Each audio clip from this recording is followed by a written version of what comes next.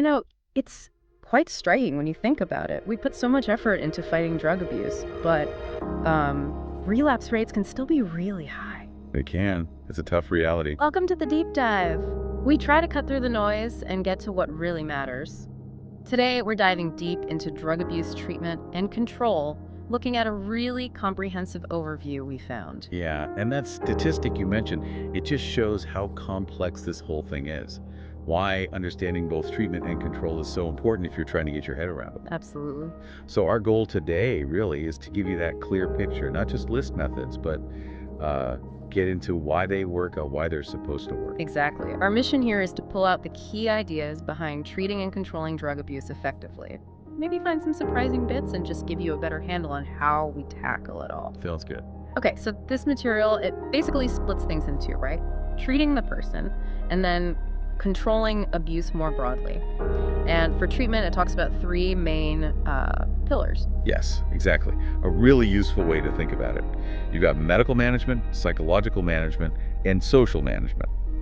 And the key thing, really, is that the best results seem to happen when you integrate all three. Like a three-legged stool. That's a perfect analogy, yeah. Yeah. If one leg's wobbly, the whole thing isn't stable. Right. Okay, let's start with that first leg then. Medical management. What's that all about in this context? Well, it's super important, especially early on. A big piece is detoxification, basically. Getting the drugs out of the system safely. Withdrawal can be, well, pretty rough, sometimes dangerous even. So managing those initial symptoms. Yes, managing withdrawal, nausea, anxiety, sweating, sometimes even seizures, depending on the substance. Medical supervision is often needed. Yeah. But it's not just detox. There's also medication-assisted treatment, MAT. Ah, MAT. We hear that term a lot. What does it actually involve? Why is it seen as so key? Okay, so MAT uses specific approved medications to help treat opioid, alcohol, and nicotine addiction. They work in different ways, but the main goals are usually reducing those intense cravings and easing withdrawal symptoms. Making it easier to focus on other recovery stuff. Exactly. By calming down those physical urges, it gives people a much better shot at engaging with therapy, making lifestyle changes. Yeah. Increases the odds of sticking with it. And it's interesting how specific the meds are. Right, the document gives examples. Let's start with opioids. What medications are common there? Okay, for opioids, you often see methadone, buprenorphine, and naltrexone. Methadone is a long-acting opioid itself. It sort of stabilizes you, stops withdrawal, cuts cravings. Okay. Buprenorphine is slightly different. It's a partial opioid agonist. Think of it like it partly activates the same brain receptors, but not fully. So it eases withdrawal and cravings, but there's less potential for misuse, less of a high. Right, a ceiling effect, they call it sometimes. Kind of, yeah. And then naltrexone is an antagonist. It just blocks the opioid receptors entirely. Yeah. So if someone uses opioids while on it, they don't get the effects. Helps prevent relapse. So two manage the immediate stuff. One acts like a block for later use. Clear. What about alcohol? Similar options? Yep, different drugs. Similar ideas, though. Yeah. There's disulfiram, brand name Antabuse sometimes. If you drink on it, you get really unpleasant reactions. Nausea, flushing, headache. It's deterrent, basically. Makes drinking really unappealing. Pretty much. Then acamprosate helps, we think, by stabilizing brain chemistry that gets messed up by chronic drinking, reducing cravings. And topiramate is another one that shows promise for cutting cravings and preventing relapse for some people. Wow, different mechanisms for different substances. Okay, nicotine. Notoriously hard to quit. What's the medical approach? For nicotine, the main thing is nicotine replacement therapy, NRT. Gum, patches, lozenges, sprays, ways to get nicotine without the cigarette smoke and all the other harmful stuff. Eases the withdrawal. Yeah, takes the edge off cravings and withdrawal. Then there's also varenicline, or Chantix. It does two things. Reduces cravings and blocks the pleasure you'd normally get from smoking if you did slip up. Interesting. So across the board, medical management is about smoothing that initial path, right? Dealing with the physical side, the withdrawal, the cravings. Precisely. It tackles those really intense physical and psychological discomforts, makes withdrawal more manageable, dials down the cravings that can feel overwhelming, and really helps prevent those early relapses. It significantly boosts the chances of long-term recovery. Makes sense. But remembering our stool analogy, while that handles the biology, you absolutely need to address the psychological side too. Right, which brings us neatly to pillar number 2, psychological management. This sounds like getting into the why behind the addiction and building coping skills. Exactly. This is about digging into the root causes, figuring out what triggers the use, and giving people the mental tools to stay sober. It covers things like counseling and different kinds of therapy. Okay, let's talk counseling first. It mentions individual and group. How do they differ? What are the benefits? Sure. Individual counseling is that one-on-one setting. It's private, safe. You can really explore personal history, maybe underlying trauma, stress, anxiety, depression, things that might be fueling the addiction. Very personalized. Highly personalized, yeah. You work on specific coping skills, emotional healing, tailored just for that person. And group counseling, how does that fit in? Group counseling brings people together who are going through similar things.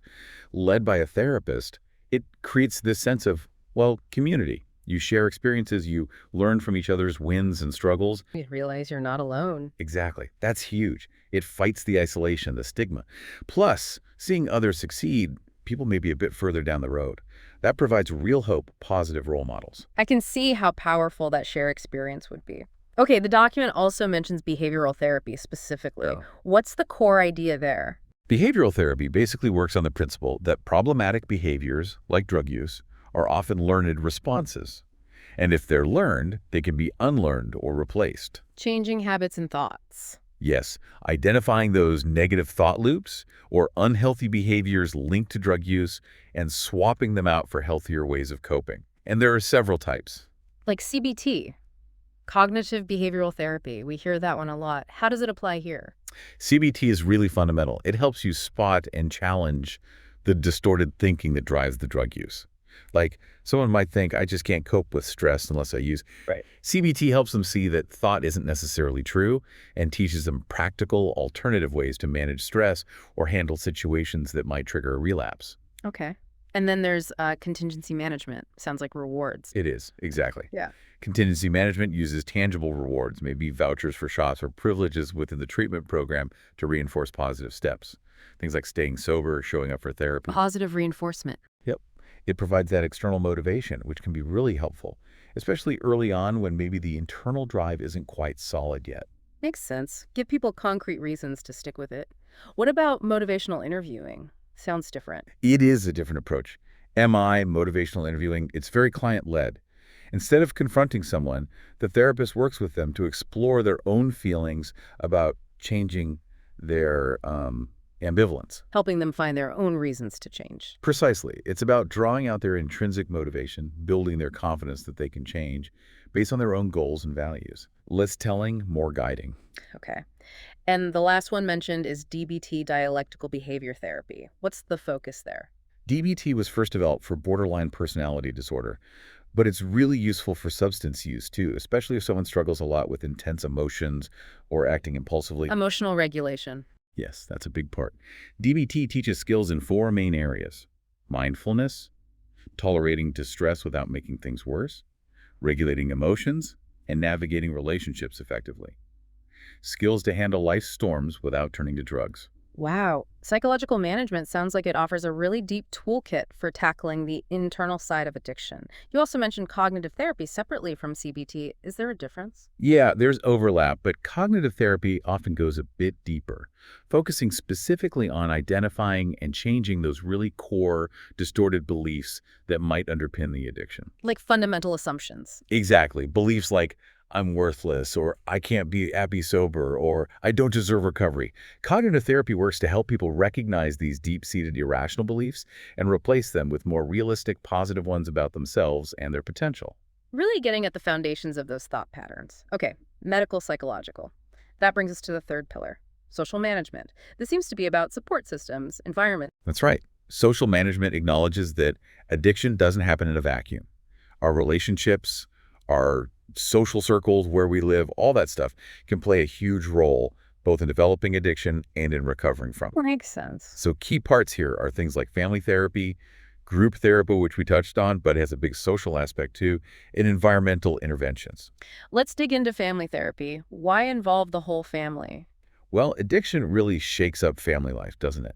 It disrupts dynamics, damages trust, creates a lot of strain.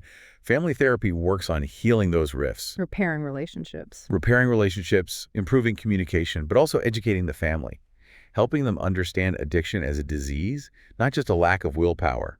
This helps them provide support that's actually helpful, rather than, say, enabling the addiction. Setting healthy boundaries. Exactly, setting boundaries, rebuilding trust, fostering a home environment that actually supports recovery, not undermines it. Sounds vital for long-term stability. Now, group therapy, we talked about the psychological benefits, the shared experience. What's the angle from a social management view? From the social angle, the big thing is combating that isolation and stigma. Addiction can make people feel incredibly alone. Being in a group, seeing others who get it, who are on the same path, it normalizes the struggle. Creates a support network. A powerful support network, yeah. It provides belonging, understanding. Plus, you get practical tips from peers on how they handle cravings, tricky social situations, just the everyday stuff of staying sober. Real world advice from people living it. Okay. And the last piece of social management was environmental intervention. What does that mean? It means looking at and changing the person's surroundings if they're contributing to the drug use or getting in the way of recovery. Like triggers in the environment. Exactly. It could be big things, like moving to a completely drug-free place, like a sober living house. Or it could be smaller, like changing your social circle to avoid people you use drugs with.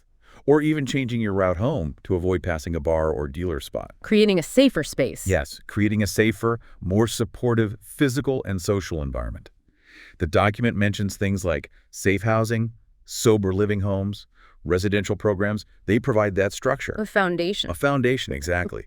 And also encouraging healthy activities, hobbies, sports, work, volunteering, things that provide structure, purpose, positive distractions, and help build a rewarding life without the drugs. It really paints a picture of needing this holistic approach, doesn't it? Medical, psychological, social, all working together for the individual. Absolutely. You need to address the physical dependence, the underlying thoughts and feelings, and the external environment and supports. They're all crucial for lasting recovery. But that's just one side of the coin, right? The overview also talks about controlling drug abuse on a bigger scale. Yes. Shifting gears now from treating the individual to looking at the societal level. How do we try to control drug abuse overall? Generally, control strategies aim to do a few things. Reduce the supply of illegal drugs, reduce the demand for drugs, and minimize the harm drug use causes. Okay. Reducing supply sounds like law enforcement. Law enforcement plays a big role there, yeah. Trying to disrupt trafficking networks, going after illegal production and distribution, enforcing laws against possession. It's about making illicit drugs harder to get. Makes sense. What about reducing demand? How do we do that? Reducing demand is more about prevention and education. Public awareness campaigns are key, getting information out there, especially to young people, about the risks. Using TV, social media, schools. So, education. Education is huge. School programs, community initiatives that teach kids about drugs but also build resilience, life skills, and early intervention, spotting potential problems early, maybe through screenings, and stepping in before things get serious. And then there are the big picture policies and rules. Right. Governments set national drug control strategies. They regulate prescription drugs really carefully to prevent them being diverted or misused. Think about monitoring systems for painkillers, for example. It's about setting the legal and regulatory framework. Okay. The document also pulls out the specific roles of the media and legislation in this control effort. Let's look at the media first. How can it help control drug abuse? Media is incredibly powerful, obviously. It shapes how people think. So well-run awareness campaigns can educate millions about risks, push prevention messages, tell people where to get help. PSAs, that kind of thing. PSAs, yeah. Yeah. Public service announcements. Governments, charities use them to get critical messages out widely. But it's also about how addiction and recovery are portrayed more generally. In movies and TV. Exactly. Positive, realistic stories about recovery can challenge stigma, make people feel less ashamed, and maybe encourage them to seek treatment themselves. Responsible media can make a big difference. So using its reach for good, essentially. What about the role of legislation? Laws? Laws are fundamental. Drug control laws define what's illegal, set penalties, aiming to curb trafficking and illegal use. But legislation also funds and sometimes mandates prevention education in schools or workplaces. So laws for punishment and prevention. Yes. And increasingly, there's a focus on integrating treatment with the justice system. So instead of just jail time for someone with an addiction, policies might divert them into treatment programs. Treatment as an alternative to incarceration. For some offenses, yes. The idea is that it's often more effective at reducing reoffending and actually helping the person recover long term compared to just punishment alone, especially for people whose crimes are driven by their addiction. It really brings home how many different pieces have to fit together. Individual treatment, social support, policing, education, media, laws. It's incredibly It complex. absolutely is. There's no magic bullet. No. Treating and controlling drug abuse effectively needs this coordinated, multi-level approach. You need the individual focus, detox, therapy, rehab, aftercare. And the bigger picture. And the bigger picture, limiting access to drugs, educating the public, strong prevention efforts. It really takes everyone. Families, schools, doctors, governments, communities. Everyone has a part to play. So prevention is key, but so is compassionate treatment when needed, alongside law enforcement. Exactly. Prevention through education of values, intervening early, offering compassionate, effective rehabilitation, and yes, consistent law enforcement. And maybe most importantly, fostering hope and support instead of stigma. Everyone deserves a chance at recovery. This has been really insightful. So wrapping up, the big takeaway seems to be that tackling drug abuse isn't about choosing one path. It's about weaving together medical, psychological, and social support for individuals and implementing broader control strategies like law enforcement, education, and smart policies. It's all interconnected. Absolutely. And what really stands out is that growing recognition of addiction as a complex health issue, a brain disease, not just a moral failing or lack of willpower. That understanding is driving these more integrated, evidence-based approaches we've been talking about. It definitely gives you a framework for thinking about how we approach this massive challenge, both personally and as a society. Thanks for breaking it all down so clearly. My pleasure. It's a critical conversation to have. It really is. So, a final thought for everyone listening. Given this complex web of treatment and control, where do you think the biggest gap or the greatest opportunity lies right now in making a real difference? Something to think about.